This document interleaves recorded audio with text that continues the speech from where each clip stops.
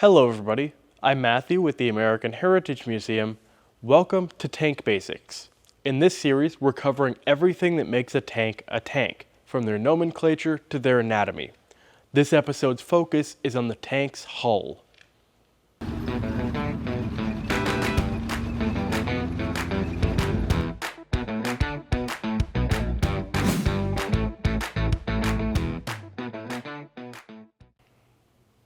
The size, shape, and construction of a tank's hull is dependent upon a number of factors, including the purpose of the vehicle, its nation of origin, and design requirements of the time.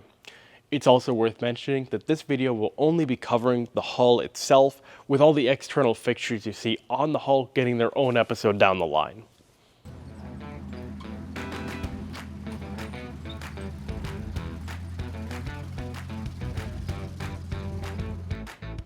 Let's start with the M4A3 Sherman to learn the basics. The word hull refers to the main body of the tank. This is what everything else attaches to, like your running gear on the sides and your turret on the top. The front of the hull is called the glacis, or the glacis plate. And fun fact, the word glacis also refers to the sloping outer walls of a fort or a castle. The sides of the tank are called the sponsons, named after the naval term. The bottom of the tank is called the belly, the top of the hull is called the deck, and very creatively, the deck over the engine is called the engine deck.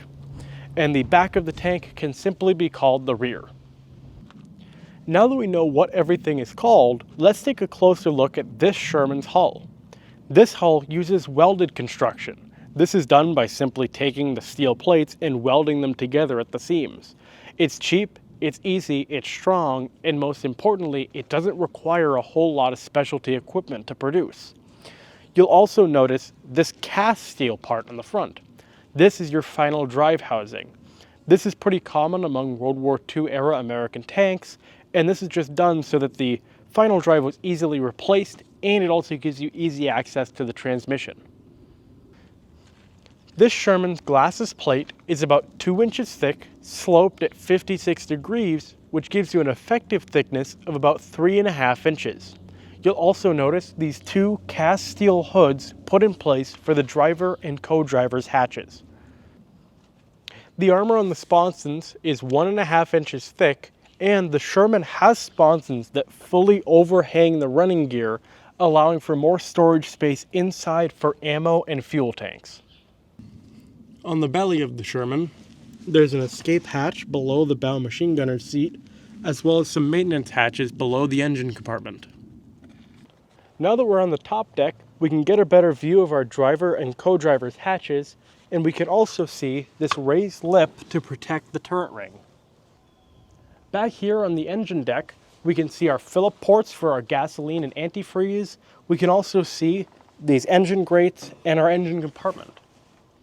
And lastly, we have the rear, where we can see our rear plate, our fenders, exhaust diverters, yet another engine access hatch, and lastly, the tow hitch.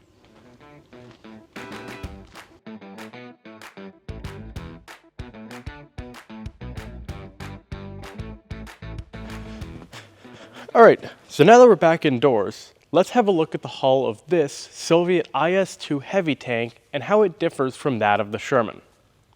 The IS2 uses cast steel construction. This is done by taking multiple pieces of cast steel made in sand molds and welding them together. This has multiple benefits, one of which is that you can actually vary the thickness of the armor throughout one piece of metal. You can also create much more organic shapes than you could with rolled steel plates. The glacis of the IS2 has 3 different angles with 3 different thicknesses. This lower slope is 100 millimeters thick. This upper portion varies between 60 and 70 millimeters thick, made possible by the cast construction. And this top portion is 120 millimeters thick. And you may notice that these armor values are much higher than those that we saw in the Sherman, because this is a heavy tank and it's designed to shrug off much larger rounds than that of a medium tank like the Sherman. The sponsons of the IS2 are 90 millimeters thick and only overhang the tracks halfway, with the other half being covered by the fender. The belly of the IS2 also has an escape hatch, this time positioned behind the driver. The IS-2 also has a few engine maintenance hatches in the rear. The so-called deck of the IS-2 is mostly taken up by the turret, so let's just skip over to the engine deck. On the engine deck of the IS-2, we have one engine access hatch on top of a very large access cover, along with some ventilation grates and your exhaust outlets on either side. And lastly, we have the rear. Here's where we'll find a very large transmission access hatch, along with two circular sub-hatches on top of that, and then one bolted armor plate taking up the rest of the space.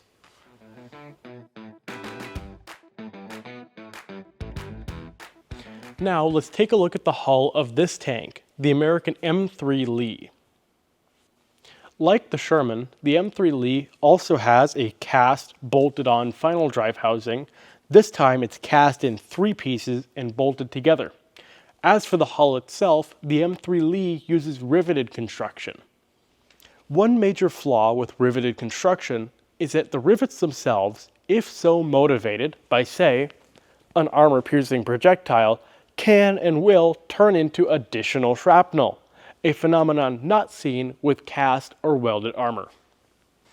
The glacis of the M3 Lee is 2 inches thick across 3 different armor panels, each set at their own angle. The sponson armor of the M3 Lee is 1.5 inches thick like the Sherman, and other than these front corners, which are only covered by a sheet metal fender, the sponsons of the M3 Lee do fully overhang the tracks. The belly of the M3 Lee has a pretty large escape hatch next to the turret, as well as an engine access hatch in the rear. Up on the top deck, alongside the turret, we have our crew entry hatch.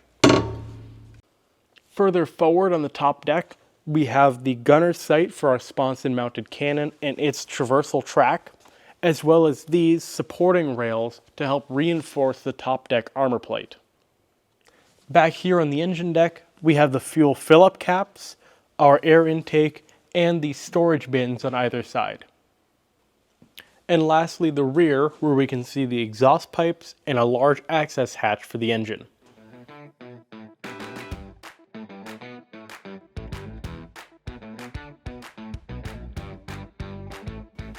And now for our final example, let's take a look at the Cold War era M60A1.